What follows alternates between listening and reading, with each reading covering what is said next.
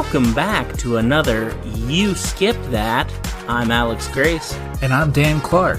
And this is the podcast where two friends share movies. One has seen, the other has not. Mm-hmm. Generally, it's something that, we loved from early on. Or later on. Something that holds a special significance for us. A special place on the inside. Mm-hmm. And this week's movie, I very quickly became aware I've only ever seen on cable. And basic cable. Okay. Because some stuff happened to this movie that I do not remember. And I can only attribute it to it being on USA or TBS and them just cutting a whole bunch of stuff out. Uh-huh. But the movie in question is one Teen Wolf. Mm-hmm. Not the modern Teen Wolf, no, the 1985 Michael J. Fox basketball coming-of-age movie. Yeah, comedy? Comedy, question mark? It definitely has comedic moments. It does. But I don't know. Yeah, it's hard to pin it to one genre, really. There are times that it's filmed like they were thinking of it being a horror. Yeah. A little bit. But I don't know exactly how to classify this one. Yeah. Like you said, it does have some great comedic moments. Mm-hmm. But I want to hear your opinions. What were your thoughts? That was a weird movie. It's such a weird movie. I'd forgotten how weird that movie is. I had seen clips. You got to see clips, know. I've even heard of, surfing on top of a vehicle as pulling a teen wolf. Yeah. I'd seen him playing basketball as the wolf. Mm-hmm. I assumed that was going to be the climax of the movie, and it's not. It was just a weird movie, and I don't think I didn't like it. Right, exactly. It's so weird, but it works for it for some reason. It has tried. It feels like such a cheap movie. I think they made this movie for $10 and a box of Cracker Jack. Well, the prosthetics are really good for mid-'80s. Yeah. I don't see the seams on Michael J. Fox as the wolf. And I'm sure the song Surfin' USA doesn't come cheap. Right, yeah. Beach Boys. Gotta make that money. But I think that's where the entire budget went. In fact, I figured that this came out before Michael J. Fox was famous, but no, his show Family Ties was already out for several seasons at that point. So he was a known commodity. It was just so weird. Yeah. I'm pretty sure this came out the same year Back to the Future did. Maybe, yeah. 1985, I think. Yeah, 1985, Back to the Future. Same year. But yeah, the coach absolutely killed me. I thought the dad was hilarious. The dad was very funny. His friend was... Stiles was very funny. I kept waiting for them to reveal some kind of funny story behind the name Boof. There were some very wild name choices in this. Boof. Stiles you can at least assume was a last name. Like a last name. Yeah. The fact that I don't think we ever hear the kid they keep calling Chubb's real name. He is listed here as Chubby. Chubby, yeah. Which was a real interesting one for me. Have you ever seen the movie, the timeless classic Pee Wee Herman's Big Adventure? Yes, I have. Have you? He plays Francis in that. Oh my gosh, he does. Oh yeah. Yeah. I saw that movie enough as a child that I recognize him from... That's hilarious. Yeah. Francis. I know you are, but what am I? He was also, I believe, in Leprechaun. I did not see that. Right. We've established Alex doesn't like spooky movies. He played the fat guy whose character was that he was fat. Yeah, shocker. Kind of like in this, he plays the fat guy whose character is that he's fat, and I believe most of the humor... No, I guess they really don't play off his size in Pee-wee. They just play off the fact that he's a spoiled rich kid. Spoiled rich kid who stole Pee-wee's bike. Yep. Spoilers. And it's spoilers for Pee-wee's Big Adventure. Young Tim Burton. I don't know why I forgot his last name. Yeah. Hey, it is his season. Yeah, it is. Yep, and he's everywhere right now. That's Beetlejuice. Yep. But yeah, I didn't dislike this movie. I don't think at any point I had a firm grasp on what it was trying to be or where it was trying to go. Or what it was trying to say. Yeah. These teen movies often have kind of a moral to them, right? Yeah. Or a strict lack thereof. Uh-huh. That's kind of the main vibe for 80s teen movies is either we're here to teach you something, or, man, rules are for losers, we're gonna party. Right. And this movie just kept flip-flopping between those. And then when it was trying to say something, I was like, what are you trying to say? Is the moral that you should not fully be yourself because people might like you too much? Yeah. You might be too cool. Yeah. Because, like, I thought it was going for the whole, yeah, you got this special thing inside you. And you can't always let it out. You can't rely on that. You can't make that your whole identity. But then at the end, he's like, I'm never doing it again. Yeah. You just got to deal with this. It's not happening ever again. Yeah, I'm just Scott. Yeah. Well, we normally kind of go over the plot, and I feel like we got into how weird this movie is and forgot. What even is the plot? Well, I mean, we can just do a quick bullet points. Yeah, Spoilers for Teen Wolf, I guess. I think we've passed that. Shocker, Michael J. Fox is a teenager who turns into a wolf. A werewolf. Yeah, not a full-blown Not a full-blown wolf, no. It's really dragged out through the, first 20, 30 minutes of this movie of him, slowly changing for the first time. The first half of the movie acts like we don't know that the name of the movie is Teen Wolf. Yes. Like, why are his ears pointy and the back of his hands all hairy? And why does he have one really long chest hair all of a sudden? Like, we get it. It's called Teen Wolf. He's going to Teen Wolf at some point. Like, are we going to find out that Boof is the wolf? That would have been a wild plot twist. Or Stiles. Yeah. But no, he finally, fully turns into the wolf in his bathroom at home. And his dad is like, oh, hey, you need to open the door. And he's like, you're not going to understand, Dad. And he's like, you think you'd be surprised. And he opens the door and his dad's just standing there as a werewolf. Yeah. And he's like, well, that was anticlimactic, but okay, sure. And he talks about, I never really prepared you for this because I was hoping it skipped a generation, which indicates that this goes back for generations. I was assuming there was going to be some family curse or something like that. Never mentioned again. Yeah. We don't know where this comes from, why. Just they lay the seeds of world building and then just don't do anything with them. Don't water them. No. Don't fertilize them. Nothing. No tending to them. Just seeds. But yeah, it's kind of hilarious because this is a world that just has werewolves in it. And no one's aware of them until everyone's aware of them. And then everybody's just kind of fine with it. Fine with it, yeah. Yeah. There's a hilarious moment where it's in the middle of a basketball game and he's turned into the wolf, promptly run down and slam dunked. And everybody just kind of sits there in silence. Uh-huh. They go, well, if he can play basketball. Yeah. We live in one of the regions in which people give a crap about basketball. Uh-huh. That was the least shocking, strange part of this movie to me. Yeah, it really was kind of the revenge of the nerds style thing of, oh, God, that person's weird and different. Oh, wait, they can serve a purpose and be entertaining? Well, sign me up. Yeah, it's the what I like to call the Thomas the Tank Engine moral. Mm-hmm. Are we going back to Bullet Train now? Is that where we're going? Yes. Diesels. That's a big diesel energy right there. No. The thing I was going to bring up with Thomas the Tank Engine is the moral of the original stories Thomas the Tank Engine is based on. Uh-huh. Is basically, if you're useful, everyone will accept you. Uh-huh. That's all it is. Right. It's like, if you're not useful, why do we want you around? Yeah. It's like, wow, that's really problematic for children's books. Right. Yeah. I don't know if this is a movie I'm ever going to watch again. You don't think so? Maybe. I don't know. Maybe. Just like the movie, I can't seem to make up my mind about it. I know I didn't dislike it while I was watching it. Right. I was not having a bad time. Right. It's just, I don't know what mood I would have to be in for this movie. Yeah, it does. It goes a lot of directions. Sometimes I'm like, you know what? I could go for an action movie. Let's throw on John Wick or Fury Road or Die Hard. I don't know when I'm going to be like, you know what I'm in the mood for? An almost sort of coming-of-age movie that has a supernatural twist and is maybe a little bit of a comedy, except for when it's not. I know exactly the movie to go for. The last 10 minutes of is just a straight-up basketball movie. Uh-huh. That ends the exact same way as Rocky. Yeah. No, they win. I was going for just everyone celebrating and all he wants to do is be with the girl. Yeah, it was really funny because we've established we don't really talk much during the movie or even directly after. Uh-huh.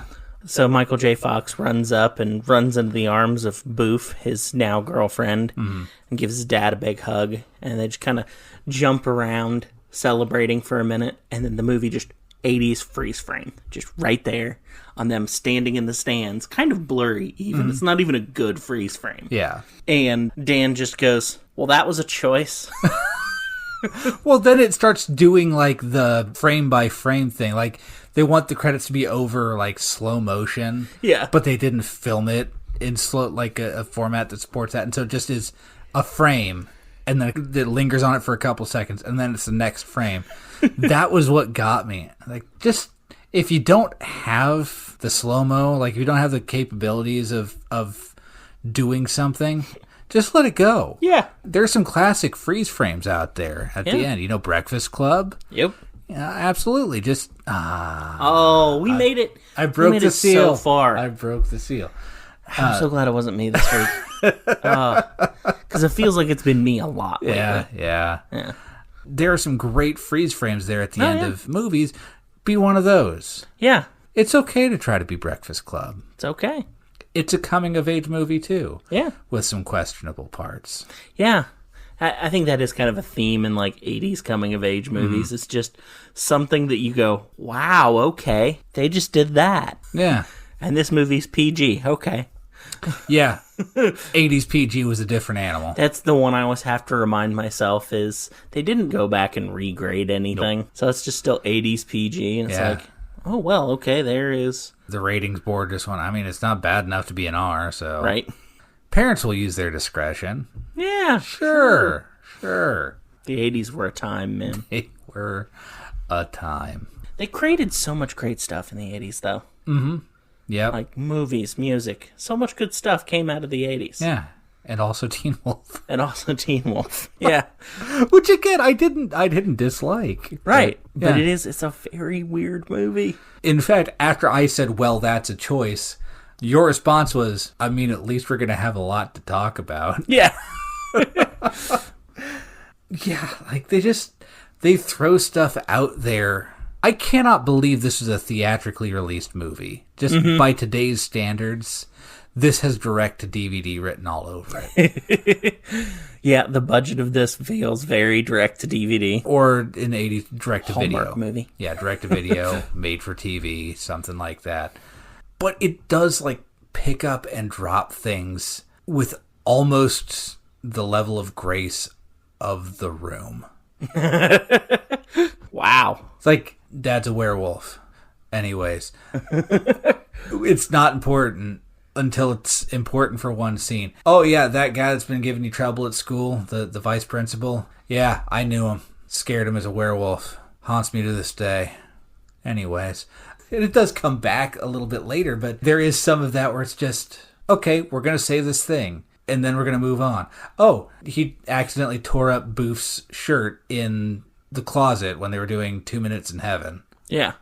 A thing that I forgot existed, because I'm in my late 30s and that hasn't been relevant. But she walks out with a ripped shirt and never asks about it again. Yep. That's never that. I was like, oh, that's how she's going to know. She's like, I got back to my house. Yeah, and saw all the claw marks. And it was like shreds. Yeah. Nope. That's just a sight gag. Yeah. Yeah. Just went, oh, well, I guess that's going in the Goodwill pile. Guess so. I've seen worse at Goodwill. This is true.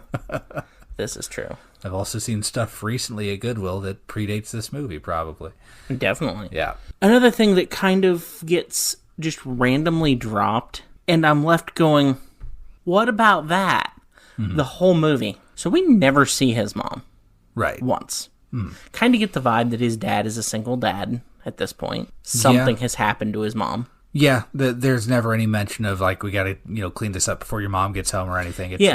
It's very heavily implied that the mom is out of the picture somehow. But everything about her is very positive, not in a, like, she left kind of way. Mm-hmm.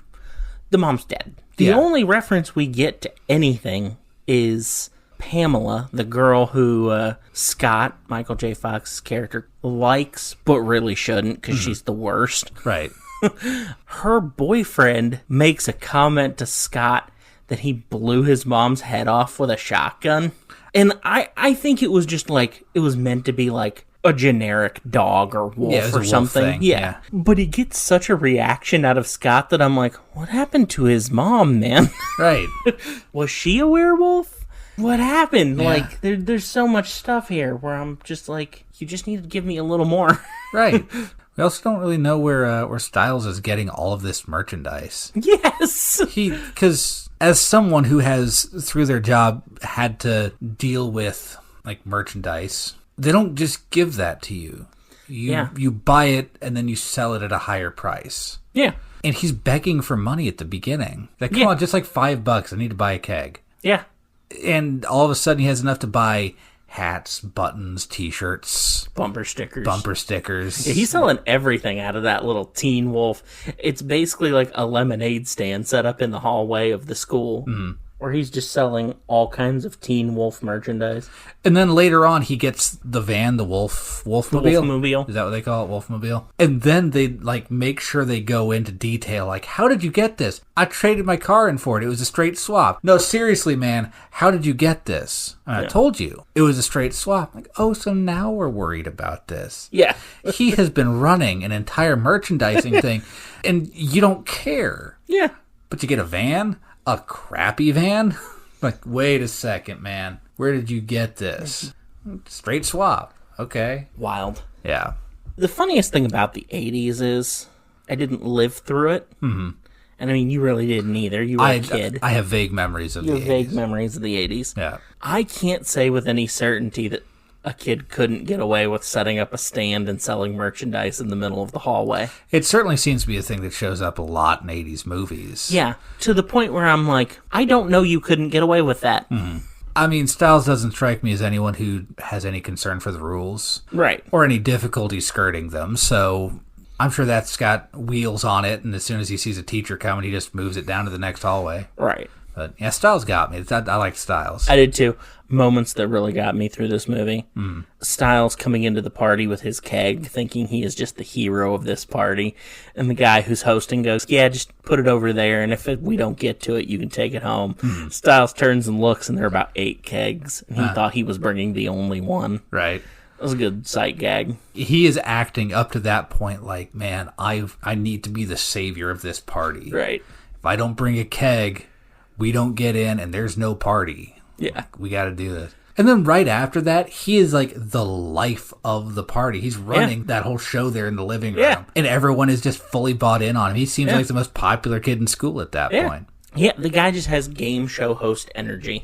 He does. Through the whole movie. Another gag that I really enjoyed of his is he walks up to his locker and opens it, and just an avalanche of random nonsense falls out and flattens him, and then a whole conversation happens in the background.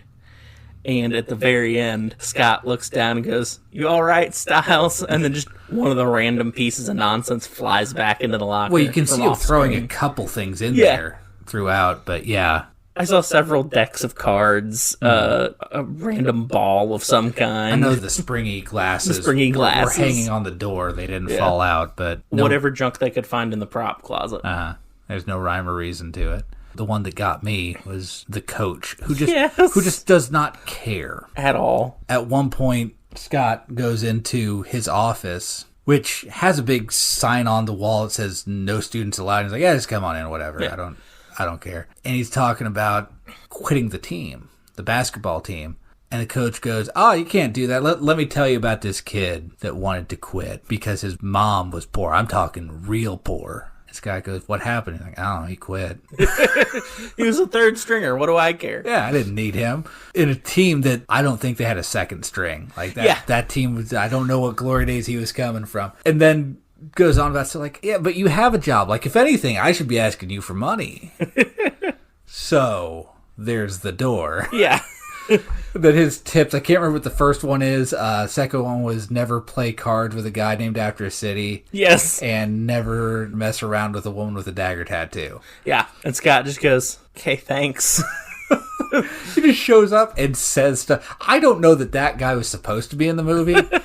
And once he was in the movie, I don't know that his lines are scripted. I think he was just a guy that wandered in, said some stuff, and then went, "Oh, it's kind of funny. Let's keep him in." Yeah. Is it a comedy? It is now. It is now. We'll just set him on the bench. Yeah. Yeah, what a movie. Yeah. I don't know what I was expecting, but it wasn't that. That's what you got. It is what I got. Yeah, I sat there for a while because we're putting together schedules. Warriors of Virtue is on the way, but as I was watching this, I was like, is it maybe not that weird? Are we building up to it for no reason? Are we going to watch it and you're going to go, yeah, it was weird, but... Was it Teen Wolf weird? Teen Wolf weird? Yeah. It's really crazy to think about, all the things Michael J. Fox would go on to do. And had already done. Yeah, like you said. He filmed Back to the Future right around this time. Family Ties, where he was a household name. Mm-hmm. And then Teen Wolf. Yeah. He was also on an episode of Night Court. Oh, really? Yeah, very early episode. Very young. Yeah. Nice. I need to go back and watch that. One episode and never even mentioned again. Crazy. It was just that kind of show. Yeah, it's definitely not the kind of show you just sit around and think about continuity on. No. There is an episode where they canonically establish that, like, witchcraft is real. And Harry's been dating a witch. Oh, okay. For that episode. And after that episode, she is gone, and witchcraft isn't a thing anymore. Just like Michael J. Fox. That's crazy. Yeah. Also has Don Cheadle in an episode. Huh. Yeah. I like Don Cheadle. Great actor. Mm-hmm. But yeah. I mean, I think we've said a lot of things about Teen Wolf today. More than most people, I think. I think, yeah. So, didn't hate it. Probably won't watch it again. I would go so far as to say I enjoyed it. There you go. But yeah, like I said, very acutely aware that I've only ever seen this on basic cable. I don't remember, because I'd seen part of it before when I was real young, and a babysitter showed it to me. And I don't know why. I'd seen like one scene. And it was when he opens the door and his dad's a werewolf. So, I don't remember why I was just shown that scene. Yeah. Why we didn't watch the whole thing. I know I hadn't seen any of the other parts of it. Right. Other than, like, what you see on TV and YouTube and clips all that. and stuff. Yeah. I mean, maybe someday, like, looking back, I'll go, man, I don't remember much about that movie. I remember a lot of stuff, and it doesn't seem like I can remember any context. And I'll watch it, I'll go, no, I remember that movie pretty well. There's just not a lot of context. Yeah. Well, anyway, you have not skipped that anymore. No longer have I skipped that. There you go. So in this movie, Michael J. Fox is a werewolf. If you could be any mythological creature or being, what would it be? Any? Yeah. We'll go, classic horror, ancient mythology. We'll even go into, like, sci-fi and fantasy stuff. You could be anything. Oh, gee, even going into sci-fi and fantasy stuff, I don't know, Jedi? Jedi? Nice. Yeah. I was going to say vampire because I'll take any excuse not to go out in the daylight. That's true. You will. Your house is, like, kind of built for a vampire. Yep. I know you're not because I've seen you outside during the day. I work during the day. You work during the day, yeah. Yeah. But I am pasty white. You are very pasty. Yeah. I mean, so am I at this point. But yeah. What you going to do? I have a hard time with this one. Mm-hmm. There's so many good choices. There are, yeah. I mean, even if you just narrow it down to, like, classic horror type stuff. Mm-hmm. Like, horror. I'm making air quotes. Yeah. Vampires, werewolves, all great. Fishmen, Yeah. lake monster kind of thing. Creature in the Black Lagoon. Yeah, definitely. Of those, I'd have to pick werewolf. Mm-hmm. Just because you're not the thing all the time. Yeah. I mean, now, classical werewolves, you have a lot less control over it. It's just like, oh, hey, it's happening. Deal with it. Yeah, Harry Potter style. Yeah. You wake up the next morning and have done Things. something. Yeah. Kind of Jekyll and Hyde situation. Same way in Buffy. Yeah. But, like, you want to talk, like, fantasy of any kind? I think dwarves have the life, man. Mm-hmm. They may not be blessed vertically, but, like, they have purpose. They just want to dig holes. Mm-hmm. They want to dig holes and find shiny stuff. Yeah, it's a little physical for me. Yeah, but here's the thing. If you're a dwarf, you are buff as heck. You're ready for it. You're ready to go digging. And then the other things they do are eat and drink. And I'm not a big drinker, but if I had, like, dwarf constitution and could just, put them away with no consequences, yeah, I'm down. Yeah, I can see dwarf. Yeah. Yeah. I grow a much better beard, too. Yeah, if you open it up to that, to, like, fantasy creatures, I guess probably not elves, because we've established I don't really like going outside. And they're so pompous, too. Like, yeah, I could do pompous. Yeah, you could do pompous. Stop agreeing with me so quickly. Don't say things I agree with, then. All right. Well, this has been another thrilling episode of You Skipped That. It's been something. It's been something. You know, we talk about fever dream movies, and we just keep finding them, and they're all on my list. I don't know. Lucky Number 11 is definitely a fever dream movie. Anyway, you can find us on social media. On Facebook, search You Skipped That with spaces, capital letters at the beginning, all those words. On Instagram, Threads, and TikTok, it's You Skip That, all one word, no capitalization. We share different stuff on all those places. Nice. It's a lot of fun. Yeah. Come be a part of the conversation. We like talking to you guys. We do. Yeah. Feedback is always appreciated. Absolutely. Unless it's negative. We have fragile egos. Yeah. We do. It's okay. It's okay. We're seeing people about it. And by people, we mean each other every Friday night to do a podcast. Anyway, this has been You Skip That. Come back next week where Dan shows me a movie and we talk about it. It's gonna be spooky. It is spooky. Happy Halloween month, everybody. Yeah. Ooh. See you next time, everyone. Bye-bye. Bye.